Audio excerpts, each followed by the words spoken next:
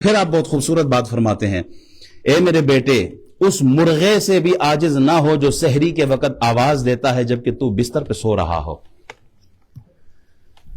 اللہ اکبر۔ یہ قول مومن کو مقصد حیات کا درس دیتا ہے، مومن کو عبادت کا درس دیتا ہے، مومن کو ذمہ داری کا اور بیداری کا درس دیتا ہے۔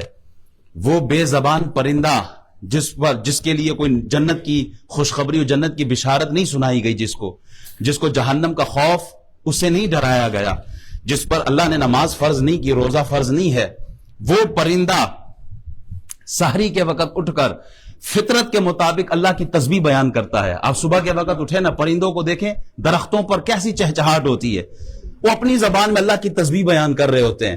اور دوسری طرف وہ اشرف المخلوقات جسے وَلَقَدْ كَرَّمْنَا بَنِي آدم کا تاج اللہ نے جس کو پہنایا ہے، جس کو اللہ نے عقل دی ہے، جس کو اللہ نے شعور دیا، جس کو ایمان کی دولت دی، جس کو قرآن کی دولت دی، جس کو یہ نعمت بخشی کہ وہ امت مصطفیٰ میں پیدا کیا گیا ہے، اللہ نے کتنی کتنی نعمتیں دی اس کو، اور وہ غفلت کی نیند سو کر اس مرغے سے بھی گیا گزرا ہے جو صبح اٹھ کے عبادت کرتا ہے اور یہ غفلت کی نیند سو رہا ہے۔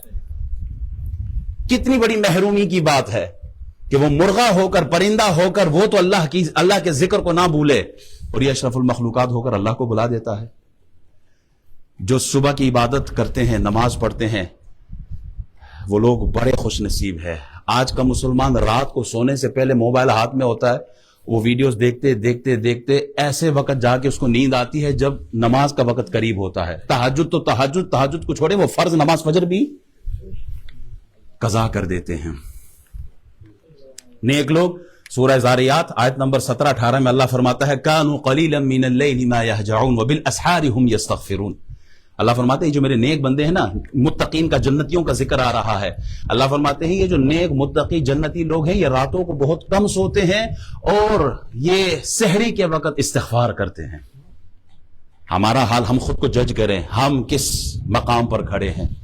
آج کا مسلمان، ہمارے لیے 600 بہانے موجود ہیں، 600 بہانے ہیں۔ ماؤں بہنوں سے پوچھے، وہ جی کچن میں لگی ہوئی ہیں، کھانا بنانے میں لگی ہیں، مہمان آ رہے ہیں، صفائیوں میں لگی ہیں، لانڈری میں ہیں، تو فرض نماز وہ دیکھی جائے گی۔ اللہ اکبر۔ اللہ ہماری حفاظت فرمائے۔